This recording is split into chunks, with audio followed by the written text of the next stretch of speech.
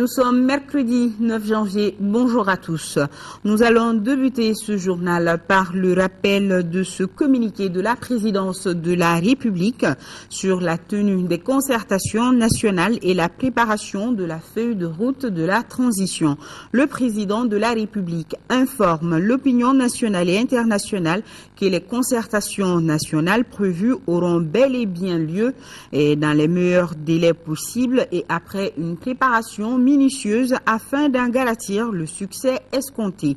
À cet égard, la composition de la commission d'organisation sera inclusive. Les termes de référence, en particulier l'ordre du jour et la liste des participants, seront consensuels. Quant à la feuille de route de la transition, elle est en préparation. Un avant-projet a été déjà élaboré par le gouvernement. Il sera très prochainement communiqué à l'ensemble des forces vives de la nation ainsi qu'aux partenaires de notre pays pour avis. L'avant-projet enrichi des observations, recommandations et suggestions qui seront faites à cette occasion sera examiné en Conseil des ministres avant d'être transmis à l'Assemblée nationale pour adoption. Cette procédure est dictée par l'extrême urgence qui caractérise les deux volets essentiels de la feuille de route, à savoir la reconquête du nord de notre pays et l'organisation d'élections crédibles. Le président de la République s'est compté sur la bonne compréhension et le soutien de l'ensemble du peuple malien. Et nous allons rester avec le président de la République par intérim qui a reçu hier les Aigles du Mali avant leur départ en Afrique du Sud. Professeur Dioncounda Traoré les a encouragés à faire mieux à cette édition de la CAN. Le capitaine de la sélection, Seydou Keïta, a reçu des mains du président de la République le drapeau national. Khalifa Nama Traoré, reportage. L'honneur et le très grand plaisir de vous remettre ce drapeau, vert, jaune, rouge, les couleurs du Mali.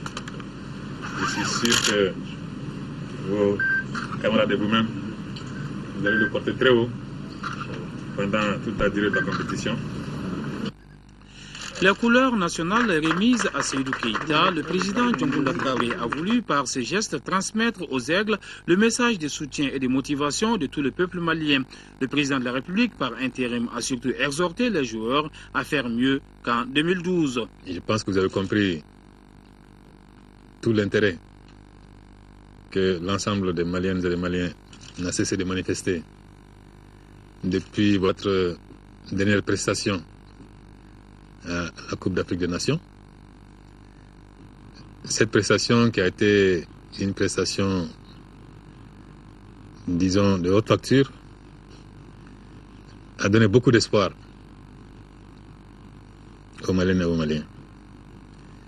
Et moi, je reste convaincu que c'était déjà très bien, mais que vous pouvez encore faire beaucoup plus. Surtout en ce moment où le pays, la nation a particulièrement besoin de votre apport. La situation dans laquelle nous nous trouvons, qui est une situation gravissime, je pense que le sport peut être un élément extrêmement important pour amener l'espoir, pour amener la cohésion et pour mettre, pourquoi pas, un peu de baume au cœur de tous ceux qui souffrent de martyrs au nord et au sud de ce pays. Je voulais vous dire simplement que nous comptons sur vous et que nous sommes prêts également de notre côté à mettre tout en œuvre pour vous accompagner à la hauteur de nos moyens, bien entendu, et compte tenu, bien sûr, de la situation que nous traversons. Je suis certain que Maliens comme moi, Maliens comme nous tous, vous comprenez que dans cette affaire, vous avez une mission qui va au-delà du sport. Vous avez une mission qui va au-delà du sport et je suis certain que vous en êtes conscient et que, bon, vous nous rapporterez peut-être le trophée. Nous sommes avec vous, nous serons avec vous à chaque seconde et je suis sûr que vous relèverez le défi. Les Aigles sont bien conscients qu'une bonne prestation en Afrique du Sud pourrait donner du bonheur à bon nombre de Maliens, surtout en cette période de crise. On sait qu'on va aller à la Coupe d'Afrique, en sachant que notre pays traverse un moment très difficile, très très compliqué. On sait que le football peut être un moyen, en tout cas un atout de joie, de compassion. On va essayer de faire le maximum pour tous les pays, parce que les gens souffrent au nord, mais la vie est très très difficile aussi à Bamako et dans les autres régions. Nous, on va essayer de faire le maximum sans se mettre la pression, essayer de jouer au football le mieux possible, essayer de gagner, en sachant qu'en gagnant nos matchs, certainement les gens au nord et à Bamako vont être heureux. Et j'espère aussi qu'on aura la chance avec nous, parce que ce soit nous les joueurs et aussi notre pays, on a besoin de ça en ce moment. Que le bon Dieu nous donne la paix.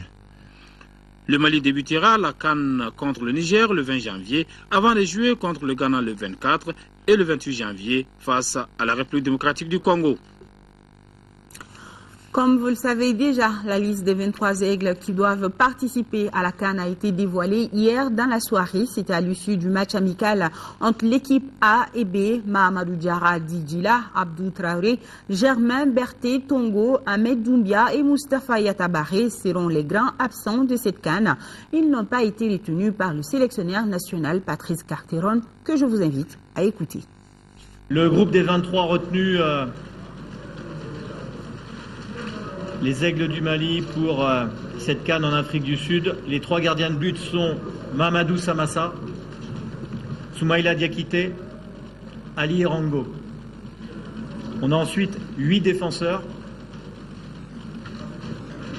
La famille Koulibaly, Police Adama, Idrissa Koulibaly, Salif Koulibaly et Ousmane Koulibaly. On a ensuite Mola Wagé, Mamadou Ndiaye, Fousseni Diawara et Adama Tamboura. 7 milieux de terrain, Kalilou Traoré, Mahaman Traoré, Samba So, Samba Diakité, Sédou Keïta, Sambou Yatabare, Momo Sissoko. Et enfin 5 attaquants ou joueurs offensifs à votre convenance, Cheikh Tidiane Diabaté, Modibo Maïga, Sigamari Diarra, Fantamadi Diarra, Mahamadou Samassa. Les 5 joueurs qui ne sont pas dans le groupe, Tongo Doumbia, Moustapha Yatabare, Abdou Traoré, Germain Berté, et une pensée particulière pour Djila Diarra, qui est blessé et ne peut pas participer à la compétition et qui, durant ces derniers jours, est resté avec le groupe afin de transmettre ce qu'il avait à transmettre à ses coéquipiers. Contrairement à ce qui a pu être dit dans les 48 dernières heures, le forfait de Mahamadou Samassa est une invention journalistique, de même que le fait que Kalilou Traoré ne soit pas dans la liste, qu'on l'appelle pour lui dire qu'il n'était pas dans la liste, c'était pas très sympathique, mais bon, c'est pas grave. Voilà un petit peu ce que je peux vous dire comme info. On s'envolera à partir de demain pour l'Afrique du Sud à Port-Elizabeth, comme vous le savez. Si jamais il devait y avoir malheureusement un forfait dans les jours à venir, on s'est organisé aussi en fonction, que ce soit aux différents postes en amont. Bon, je ne peux pas communiquer les joueurs qui viendraient éventuellement, parce que ce serait mauvais signe, mais pour l'instant, tout le monde va bien. Voilà, des propos recueillis par Diarra Konaté. Bonne chance aux Aigles. Et toujours en sport, nous venons de l'apprendre. Alain Giresse, l'ancien coach de l'équipe nationale, est désormais le sélectionneur national du Sénégal. Sur un tout autre plan, le centre hospitalo-universitaire du Point G dispose désormais de 2 nouveaux incinérateurs biomédicaux, dont de Total Mali. La remise a été faite au ministre de la Santé. Ces équipements ont coûté plus de 9 millions de francs CFA, nous dit Abraman Maïga. Pour mieux traiter n'importe quelle maladie, il faut être dans un cadre propre dégagé de toute saleté. Voilà le message fort compris par Total Mali à travers ce don d'incinérateurs. D'un coût total de plus de 9 millions de francs CFA, ces 2 équipements destinés à incinérer les déchets biomédicaux se composent chacun d'un dynamomètre, d'un système combustible et d'un incinérateur. Ils permettront au centre hospitalo-universitaire du Point G de traiter environ 500 kg de déchets biomédicaux par heure. Nous avons 3 priorités, donc santé, éducation et développement social. Au-delà des symboles, Total Mali réaffirme son engagement, l'intérêt citoyen qui continuera à contribuer à l'amélioration au bien-être des populations maliennes. C'est donc, selon le ministre de la Santé, Zoumana Makadji, s'inscrit parfaitement dans le cadre des actions urgentes de son département. Par cette politique, le ministère de la Santé ambitionne d'améliorer l'hygiène dans tous les hôpitaux et les centres de formation sanitaire. C'est l'occasion de vous remercier très sincèrement pour ce don qui, de mon point de vue, est plus important en impact et en effet induit sur la santé que par son montant. C'est pourquoi je voudrais, Monsieur le Directeur, souhaiter votre accompagnement pour la suite de notre politique d'amélioration de l'hygiène dans les hôpitaux et formations sanitaires sur toute l'étendue du territoire. Au cours de son intervention, le directeur de Total Mali a promis au ministre de Makadji que dans les prochains jours, son entreprise remettra au département de la santé 4 autres incinérateurs destinés au traitement des déchets biomédicaux spéciaux. Cet ensemble d'actions traduit, si besoin n'était, la ferme volonté de cette entreprise à renforcer le partenariat public-privé. Échange entre le ministre de la Culture et les responsables de la Fédération des artistes du Mali et l'Union des associations des artistes, producteurs et éditeurs. Au menu, les préoccupations des deux bureaux. Agibou Koulibaly, les détails.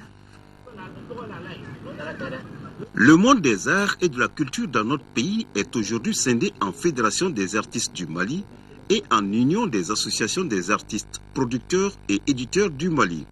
Une situation qui n'est pas sans conséquence sur le devenir de la culture malienne.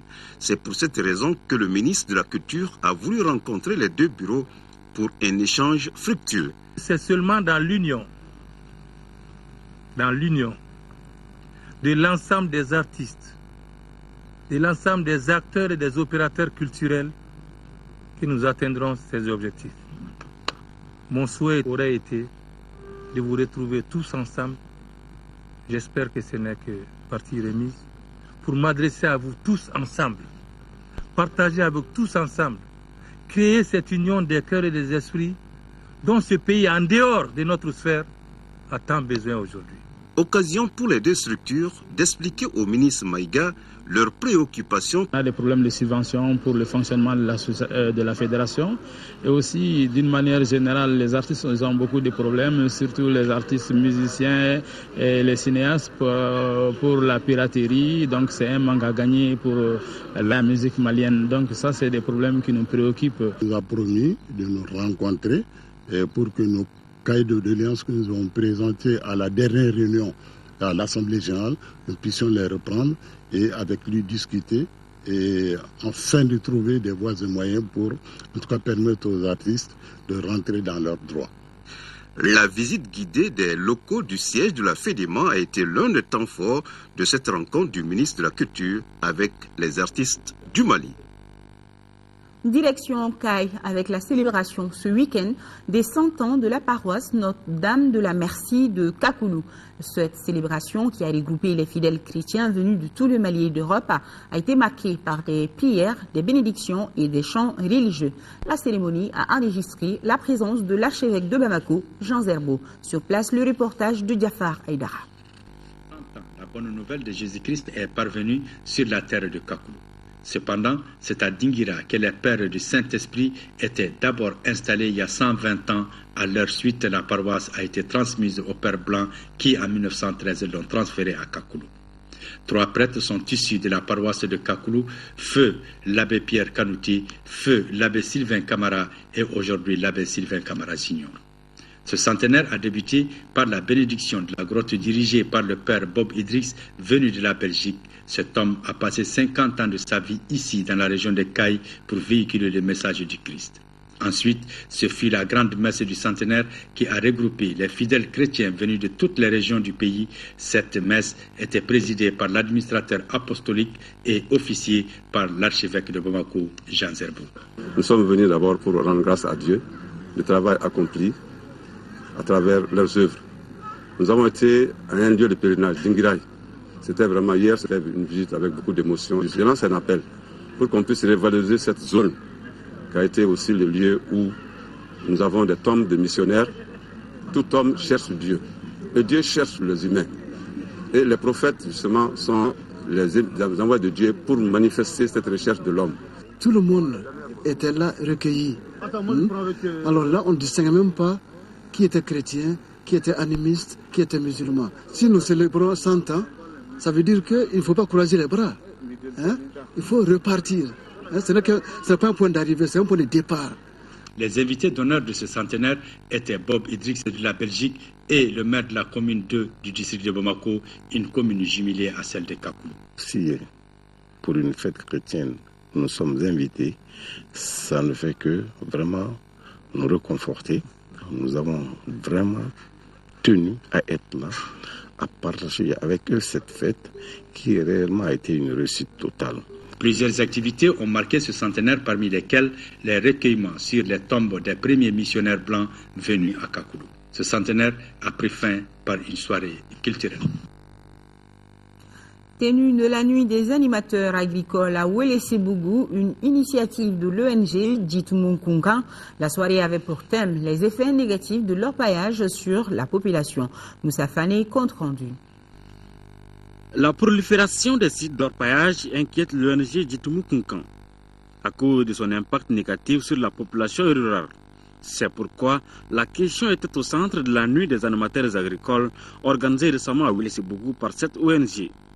En effet, l'organisation de cette manifestation a pour objet d'attirer l'attention des plus hautes autorités sur l'impact de la prolifération de l'orpaillage sur les activités des animateurs en matière de production céréalière et de coton, l'or blanc du Sahel. L'activité de l'usine d'égrenage de coton de Wélé-Sébougou manque de matières premières, notamment le coton. L'activité, les emplois ruraux, la diminution de revenus de la population, la famine, l'exode rural sur la production agricole et la santé. Comme remède, l'ONG Djitoumoun-Kounkan sollicite l'aménagement des micro-barrages et des plaines dans les communes de Wélé-Sébougou et de Sanakoro-Djitoumou.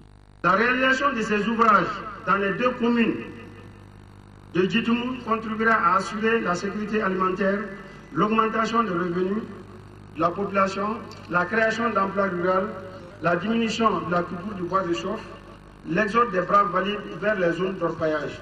La soirée a été agrémentée par les prestations des artistes Siné et Kabako Bourama. Hors de nos frontières, à Libreville, au Gabon, les représentants de la rébellion centrafricaine ainsi que les délégations du pouvoir et de l'opposition sont en pourparlers. Ils ont engagé depuis hier de difficiles négociations de paix sous l'égide des pays d'Afrique centrale. Quant au président centrafricain François Bozizé, il a déclaré à Bangui qu'il ne voulait pas négocier son départ réclamé par la rébellion qui tient la majeure partie du pays. À quelques heures de l'ouverture des négociations de paix entre pouvoir et rébellion, le cœur politique de la Centrafrique bat désormais à Libreville. Dès lundi soir, la délégation de la rébellion Séléka, emmenée par Michel Djotodia, en tenue militaire, est arrivée dans la capitale gabonaise et s'est montrée peu loquace. Après un léger retard, les délégations du pouvoir et de l'opposition politique sont-elles arrivées ce mardi matin. À leur départ de Bangui, les deux camps affichaient bonne volonté et sérénité. Mais nous partons avec beaucoup d'optimisme, avec la conviction que de cette rencontre, des décisions importantes seront prises pour que la paix revienne définitivement dans notre pays. Nous allons dans l'esprit de démocrate. Qu'il s'agisse du gouvernement, qu'il s'agisse de l'opposition démocratique, qu'il s'agisse des rebelles, nous nous sommes battus pour faire doter notre pays d'une constitution que tout le monde aujourd'hui tient à faire respecter. Et donc c'est autour de cela que nous allons discuter. L'avenir du président Bozizé, qui a rencontré lundi son homologue congolais, médiateur dans la crise centrafricaine, sera au cœur des négociations. Les rebelles qui contrôlent la majorité du pays exigent son départ, alors que le président centrafricain veut mener à terme son deuxième mandat, c'est-à-dire rester au pouvoir jusqu'en 2017. Imbroglio politique à Caracas à 2 jours de l'investiture du président Chavez. En cause son état de santé.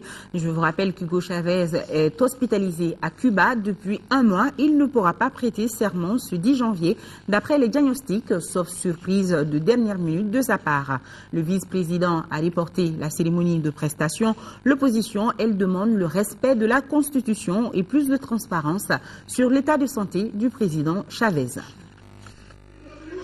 L'état de santé d'Hugo Chavez, hospitalisé à Cuba depuis 1 mois, provoque une incertitude politique à Caracas. Sauf surprise de dernière minute, le président vénézuélien ne pourra pas prêter serment le 10 janvier. La Constitution prévoit dans cette situation un intérim du président de l'Assemblée nationale et l'organisation de nouvelles élections. Le vice-président vénézuélien affirme vouloir reporter la prestation de serment en attendant le rétablissement du président. L'opposition demande le respect de la Constitution et plus de transparence sur l'état de santé du président Chavez. Un imbroglio qui a fait sortir l'Église catholique de sa réserve. Ce n'est pas le rôle de notre Assemblée d'intervenir publiquement sur l'interprétation de la Constitution. Mais pour le bien-être de notre pays et pour l'éthique, nous affirmons que contourner la Constitution dans un but politique est moralement inacceptable. À 2 jours de l'investiture, les Vénézuéliens ont pris conscience de la gravité de l'état de santé de leur président. En cas d'absence à l'investiture du 10 janvier, l'opposition estime que c'est au président de l'Assemblée nationale d'assumer l'intérim. Nous voulons que le président élu Hugo Chavez exerce le pouvoir. Mais s'il ne peut pas prêter serment le 10 janvier, nous devons suivre à la lettre la Constitution qui établit clairement les procédures à suivre. Le vice-président Nicolas Maduro, dauphin politique désigné par Hugo Chavez, est bien placé pour assumer le pouvoir en l'absence du président élu. Les partisans de Chavez ont appelé à une grande manifestation de soutien le 10 janvier, persuadés que leur leader sera de retour. Sur ce prend fin ce journal. La grande édition, c'est à 20h avec Aïssata Ibrahim Maïga. D'ici là, restez en notre compagnie. Les programmes de l'ERTM continuent et retenez que nous sommes de cœur et d'action avec nos compatriotes des régions du nord du Mali vivant sous occupation. On ne les oublie pas. À demain, 10h. Merci.